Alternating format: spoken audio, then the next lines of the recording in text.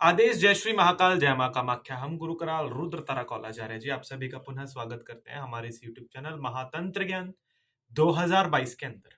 मां भगवती महाकाम रूपिणी कामेश्वरी देवी आप सभी का कल्याण करे, सभी को हष्ट पुष्ट रखे, काया निरोग रखे, सभी की मनोकामनाओं को पूर्ण करे।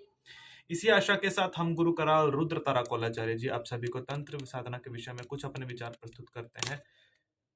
साधकों के विषय में कि साधकों को सबसे पहले किसकी साधना करनी चाहिए, साधकों को सबसे पहले किस शक्ति की, किस देवी की आराधना करनी चाहिए और साधना को किस प्रकार से सफल बनाया जा सकता है।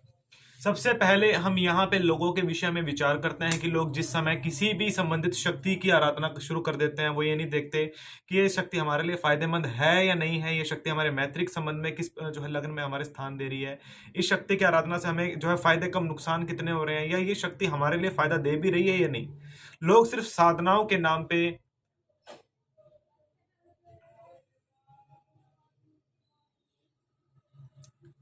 भक्ति के नाम पे जो है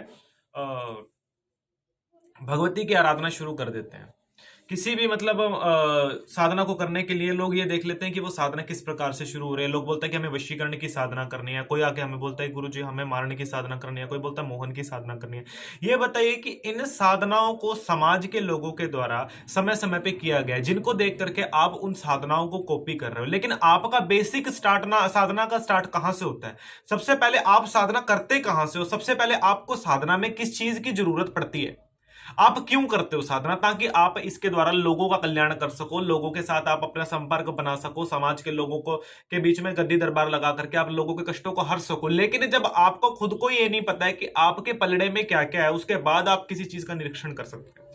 जैसे आजकल के साधकों को हमने देखा है कि किसी भी जो है संबंधित गुरु से दीक्षा ग्रहण करके उनके गुरुओं के द्वारा दी गई साधनाओं को जो है करना शुरू कर देते हैं, बशर्ते इस बात को जाने अनजाने वो कि उनके घर में उनसे पहले कितने साधक रह चुके हैं, कितने साधक आए, कितने साधक चले गए। अपने घर की देवी देवताओं की पूजा करने के स्थान पे साधक इन गुरु पीरों के चक्रों में जाकर के फंस जाते हैं और जीवन में ना तो घर के रहते हैं वो, ना घाट के रहते हैं। क्योंकि सबसे पहले जो साधना का जो क्षेत्र आरंभ होता है वो घर से ही आरंभ होता है। माता पिता जो आपको शिक्षा देते हैं, सबसे बड़ी चीज वो होती है। 5 प्रत्यक्ष देव इस समाज में बोले गए हैं, माता पिता चंद्र सूर्य और गुरु। इनके सिवा कोई भी जो है प्रत्यक्ष देवी देवता नहीं बोला गया। ये देवी देवता बाद के हैं, सबसे पहले ये देवी देवता है जो आपके सामने प्रत्यक्ष अवस्था में विराजमान है। आपके घर में आपको ये पता है कि आपसे पूर्व कितने साधक रह चुके हैं, इस चीज की गारंटी है। और उन साधकों ने कितनी देवियों की, कितनी शक्तियों की उन्होंने आराधना की है, इस चीज की गारंटी है? बिल्कुल भी नहीं है आप लोगों को। वो इसलिए आपको इस चीज की गारंटी नहीं है, कभी आपने इस चीज को जानने का कोशिश ही नहीं किया कि हमारे घर के अंदर कितना खजाना दबा हुआ है और हम बाहर की पड़ी हुई जो है चिल्लरों के ऊपर कितना जाकर के अपनी जो है नियत फिटका रहे हैं। साधक लोगों को सबसे पहले स्टार्ट किसकी साधना करनी पड़ती है? बेसिक कोर्स में सबसे पहले साधकों का जो बेस बनाती है वो शक्ति, वो घर की शक्तियां ही होती हैं। उस घर की शक्तियों को सर्वप्रथम जो शक्ति होती है उसको बोला जाता है पितृ देवता। यदि घर के अंदर पितृ देवता किसी के नहीं, लोग बोलते हैं कि हमारे घर में तो पितृ ही नहीं है। ये बताइए कौन ऐसा घर हो गया जिसके अंदर बाप ना हो और माँ हो? ऐसा हो सकता है कोई घर की? अगर कोई बाप था ही नहीं तो आप पैदा कहां से हो गए बताओ? पितृ वो शक्ति होती है जो आपके परिवार में सर्वत्र जो है पूजी गई है। आपसे पूर्व आपके परिवार में पता नहीं कितने साधक रह चुके होंगे जिन्होंने देवी की आराधना की है। आपसे पहले पता नहीं कितने साधक इस दरबार में या आपके घर में रह चुके हैं, आपसे पहले कितनों ने साधना की है। आप जिन 10 महाविद्याओं के चक्रों में पढ़ते हैं, लोग बोलते हैं कि हमें काली साधना करना है, लोग बोलते हैं हमें उग्रतारा की साधना करना है, लोग बोलते हैं हमें मां ब्रजेश्वरी की साधना करना है, कोई हमें मां छिन्नमस्तिका की साधना के बारे में बोलता है। लेकिन इन साधनाओं के कोई की दीक्षा ग्रहण करने से पूर्व लोग ये जानने का जो है प्रयत्न क्यों नहीं करते? क्या पता इनसे पूर्व इनके घर में पहले ही साधकों ने इन देवियों की आराधना कर चुके हों। अगर आपके घर में ऑलरेडी इन देवियों की साधना, आराधना और जागृति विधान से अगर वो जागृत हो चुकी हैं पहले, तो आपको इनकी साधना करने की आवश्यकता नहीं है, क्योंकि वो शक्तियां आपके घर में ऑलरेडी विराजमान है। आपको सिर्फ उन सुप्त शक्तियों को जगाने की आवश्यकता है। समझे?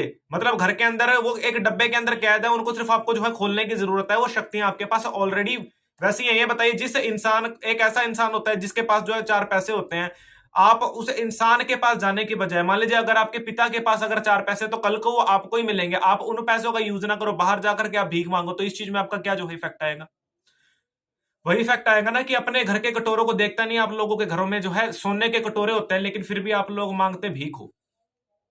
साधकों का जो हिसाब ये हुआ पड़ा आज के समय में, तंत्र साधना के नाम पे साधकों को इतना भटकाया गया कि उनको अपने और पराये के बारे में उनको अंतर का पता ही नहीं है।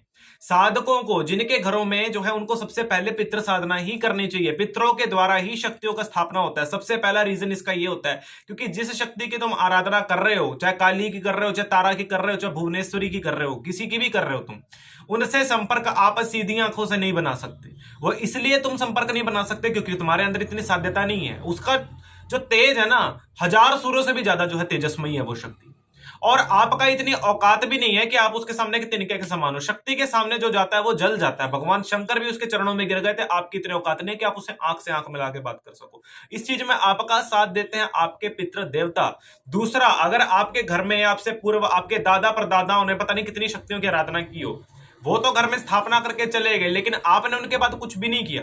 वो शक्तियां तो पहले से ही विराजमान है ना उस स्थान के ऊपर, उसी रूप में विराजमान है जिस रूप में वो विराजित करके गए थे। अगर आप उन शक्तियों को जागृत करने के बजाय अपने दादा परदादा, उनके पिता, उनके दादाओं को अगर आप जागृत करते हो, तो उन सब शक्तियों को जिनकी उन्होंने आराधना की जीवन में अब तक, वो सब आपको जो है पल्ले में जो है डाल करके वैसे ही मिल जाएंगे। आप लोगों को अलग से साधना करने की कोई जरूरत नहीं है इन चीजों के लिए। समझे? अपने घर की शक्तियों को जानो, अपने घर की शक्तियों को मानो, अपनों को जानो, अपनों को मानो, समझो, परखो, फिर साधना करो। ये साधना की सच्चाई है, साधना का जो है रहस्य है। सबसे पहले साधकों को बेसिक साधनाओं में सर्वप्रथम जो है अपने पितृ देवता की ही साधना करनी चाहिए। पितरों की साधना से ही साधकों के जीवन में प्रगति आती है, उन्नति आती है। पितरों की कृपा से ही साधकों का सौभाग्य चमकता है। अगर आप घर के अंदर बैठ के किसी भी बाहरी शक्ति की आराधना करते हो ना, पितृ उसको वैसे ही घर में प्रवेश करने नहीं देंगे। क्यों? वो बोलेंगे कि जब हमारी घर में इस पूजा नहीं हो रही तो तुम्हारी कहां से हो जाएगी, तुम भी निकलो इस घर से। तब तक आपकी शक्ति और जो है शक्ति और आपकी साधना सिद्ध नहीं हो सकती जब तक आपके पितृ उस साधना संबंधित शक्ति को आने के, आपके घर में प्रवेश करने की आज्ञा नहीं देंगे। ये याद रखो, भले आप काली माता को मानते हो, भले आप किसी को भी मानते हो, ये तब तक जागृत नहीं हो सकती जब तक आपको पितृ की साधना जो है सिद्ध नहीं है। ये याद रखना। पितृ की साधना के द्वारा ही आप काली की साधना कर सकते हो, अन्यथा जीवन भर काली माता के पीछे भटक लो, काली माता कभी जागृत नहीं हो सकती। पितृ देवता की कृपा से ही काली माता मिलेगी। अगर पितृ रूस जाए तो काली माता नहीं मना सकती उसको, अगर काली माता रूस गई पितृ उसको पल में मना देंगे। याद रखना, ये पितृ देवता की साधना का सबसे बड़ा जो है फल होता है। बेसिक साधनाओं में सबसे पहले पितरों की साधना की जाती है। और क्या पता जिस शक्ति की आराधना के चक्रों में अपने जीवन निकाल दिया, वो शक्तियों की आराधना आपके पितरों ने जो कर रखी हो आपसे पहले। अगर आप पितरों को ही जागृत कर लेते हो तो उनके द्वारा कमाई गई संपत्ति, उनके द्वारा जो है जागृत की गई शक्तियां आपके तो वैसे ही गुलाम बन जाएंगी आपकी। तो आपको अलग से कुछ करने की जरूरत है? बिल्कुल करने की जरूरत नहीं है। आपको क्या करना है? आपको पितृ देवता की साधना ही करनी है। बेसिक कोर्स का सबसे पहला महत्व ही होता है आपको यह बताया जाए कि आपका बेस कहां से है, आपका मूल कहां से है, आपको साधना में करना क्या है। सबसे पहले आपके घर के अंदर जो शक्तियां हैं उनको जागृत करना पड़ता है। सबसे पहले जो पितृ होते हैं ये आपके घर की सबसे बड़ी शक्ति होती है, क्योंकि पितृ थे तो आप थे, अन्यथा आप भी नहीं हो। ये याद रखना। उनका शुक्राना, उनको क्रेडिट देना बहुत जरूरी है, जिनकी कृपा से आप इस समाज के अंदर बैठे हो, सांस ले रहे हो और शक्ति की आराधना करने के आप जो है चक्रों में पड़े हुए हो। जब तक वो शक्ति आपके जो है किसी काम की नहीं है, जब तक आपके पितृ उसको आपके पास आने की आज्ञा नहीं देंगे। याद रखना, पितरों की साधना ही सर्वोपरि इसका कर्म होता है। पितरों की साधना करने का जो पहला प्रावधानिक विधान होता है वो होता है बेसिक कोर्स, जो आपके बेस को जो है बनाता है कि आपको किस प्रकार से साधना करनी है, किस प्रकार से आपको आराधना करनी है।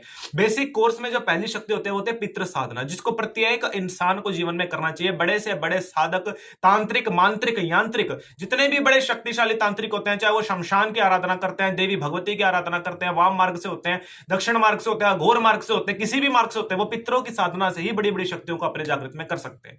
क्योंकि पितृ उन शक्तियों को बांधने का तरीका आपको देता है। पितृ के द्वारा ही आपको शमशान में सुरक्षा मिलती है, पितृ के द्वारा ही आपको हर शक्ति जागृत होती है। तो पितरों की साधना बेसिक कोर्स की पहली साधना होती है, जिस साधना को हमारे द्वारा करवाया जाता है। इसकी एक सेकंड साधना जो होती है वो होती है कुलदेवी की साधना। कुलदेवी का आपके जीवन में क्या भाग होता है? कुछ लोग बोलते हैं हमें पता ही नहीं हमारी कुलदेवी कौन है। अगर आपको अपनों का नहीं पता है तो आपको किसी शक्ति को करने का अधिकार नहीं है। अभी इन्हीं चीजों के ऊपर हम अपने विचार गुरु कराल रुद्रतारा कोलाचार्य जी अगली वीडियो में जो है देने वाले हैं। अगली वीडियो जो आएगी बेसिक कोर्स पार्ट सेकंड, जिसके अंदर मां कुलदेवी की आराधना के बारे में बताया जाएगा कि आपको क्यों जरूरी है, किस प्रकार से आप इनकी साधना आराधना कर सकते हो। उसी प्रकार से पितृ देवता की साधना आराधना आप किस प्रकार से कर सकते हो, इसके विषय में हम गुरु कराल रुद्रतारा कोलाचार्य जी उन योग्य शिष्यों को सिखाएंगे जो योग्य शिष्य इस समाज में कुछ करना चाहते हैं, जिनको कुछ बनना है, जिनको समाज के कल्याण करना है, अपने घर का कल्याण करना है, और जो चाहते हैं कि हमें तंत्र की असल जानकारी मिले, हमें तंत्र की वो सिद्धियां मिले जो समाज में किसी के भी पास नहीं है। आपके परिवार में आपसे पहले पता नहीं कितनी शक्तियों की आराधना की जा चुकी है, वो सब शक्तियां आपके पास ऑटोमेटिकली आ जाएंगी। आपको सिर्फ उसके बाद सिर्फ दीक्षा ग्रहण करके उन शक्तियों को हैंडल करने का तरीका जो है जागृत करना पड़ेगा। इसके सिवा आपको अलग से साधना आराधना करने की कोई जरूरत नहीं है उन शक्तियों की। आपको आराधना करनी पड़ेगी सिर्फ अपने घर के अंदर बैठी विराजमान शक्तियों की। इन्हीं की कृपा से आपको शक्ति की जगदंबा की भी कृपा मिलेगी और हर चीज की आपको कृपा मिलेगी। ये प्रथम जो होता है बेसिक कोर्स का, ये प्रथम पार्ट होता है जिसको जो है पितृ दीक्षा बोला जाता है और पितृ साधना बोला जाता है। पितृ साधना करने के लिए साधक हमें व्हाट्सएप पे मैसेज करें, हमें कोई भी डायरेक्ट कॉल ना करे। अगर डायरेक्ट कॉल किसी ने हमें व्हाट्सएप पे वॉइस कॉल या वीडियो कॉल जिसने भी किया, हम बिना जो है रीजन देखे उसका नंबर ब्लॉक लिस्ट में डाल देंगे। हमारे कोई चाचा के लड़के नहीं लगते, कोई रिश्तेदार नहीं लगते हैं लोग जो जिनके लिए हम अपना समय निकाले। हमारे पास इतना समय नहीं होता कि हम सभी के लिए समय निकाले। जिसको अर्जेंट है, जिसको ज्यादा चलूने काट रहे हैं उनके पिछवाड़े में, वो सीधा जो है कल के दिन शनिवार के दिन दरबार लगने वाला, चुप करके दरबार पे पहुंच जाए, अपनी समस्या को बताएं, अपने लाइन में बैठें, इंतजार करें अपना, फिर जाकर के उनको अधिकार है यहाँ दरबार में आकर के मत्था टेकने और महामाई के चरणों में अपनी फरियाद को सुनाने का। माता रानी आप लोगों के लिए वेली ने, जब आप लोग अपने लिए समय नहीं निकाल सकते तो हम आप लोगों के लिए समय क्यों निकालें, हैं बताओ जरा। हम आप लोगों के नौकर नहीं लगे जो आप लोगों के लिए हम अपना समय निकाले। जिसको जरूरत है वो माता रानी के चरणों में आएगा, माता रानी किसी के पास नहीं जाएगी, याद रखना। ऑनलाइन पूछा भी उनकी जो है दी जाएगी जो मजबूर है, जिनको आने में जो हैंडीकैप्ड है, जिनको आने में प्रॉब्लम है, जिनको आने में समस्याएं हैं, जो विदेश में बैठे हुए हैं, उन लोगों के लिए। वो लोग नहीं जो मस्ताए हुए बैठे हुए हैं, यहाँ पे आसपास के लोग बैठे, गुरु जी ऑनलाइन दीक्षा करवा दीजिए, ऑनलाइन पूछा कर दीजिए। क्यों करें भाई, तुम दरबार पे जब आ सकते हो माता के चरणों में आकर के, हमारे चरणों में बैठ करके जो है सेवा करके दरबार पे फिर जाकर किसी चीज को ग्रहण करो। अन्यथा तुम्हें कोई अधिकार नहीं इस दरबार से जुड़ने का, जो अपने जो है लिए काम नहीं कर सकता। तो ये चीजें आपको करना पड़ेगा। कल शनिवार का दिन है, दरबार लगेगा। ऑनलाइन जो है पूछा वाले जो बच्चे हैं उनका हमने नंबर लगवाया हुआ है, वो उन लोगों का जो सच में जरूरतमंद बच्चे हैं। मस्ताए हुए लोगों का जो है हमने ऑनलाइन पूछा के लिए कोई नंबर नहीं लगाया हुआ है, याद रखना। दूसरी चीज, पितृ साधना का जो सेशन है वो होली के पर्व से पहले जो है स्टार्ट किया जाएगा। इसमें 3 साधनाएं होंगी, पितृ साधना, कुल देवी की साधना और चौंक चौराहे देवी की साधना, जो कि हमने ऑलरेडी आपको जो है वीडियोस में बताया गया। पहले 3 पार्ट में ये, अगले 3 पार्ट में 3 अलग शक्तियों की आराधना की जाएगी, जिसमें क्षेत्रपाल देवता जो है गुरु गोरक्षनाथ जी, जो कि देवी के भी गुरु हैं, और अंततः आपकी मूल निर्माणेश्वरी महादेवी की आराधना। तो ये अगले पार्ट में जो है करवाए जाएंगे। पहले 3 पार्ट ये और फिर 3 पार्ट ये। तो पितरों की साधना करने के लिए हमें व्हाट्सएप पे मैसेज करें, कोई हमें डायरेक्ट कॉल ना करे। दीक्षा लेने के लिए मैं व्हाट्सएप पे मैसेज करें, डायरेक्ट कॉल कोई ना करे। और कोशिश करें आप ज्यादातर दरबार पे आकर के ही अपनी समस्याओं का समाधान हमसे लें। ऑनलाइन से हमसे पूछे ना, क्योंकि हम फोन इतना चलाते नहीं, हमारे पास इतना समय नहीं होता है। सीधी सी स्पष्ट भाषा में सीधा बोलना, सुखी रहना। अपने लिए समय निकालिए, दरबार पे आइए, आराधना करिए। जय माता दी सभी को हमारी ओर से।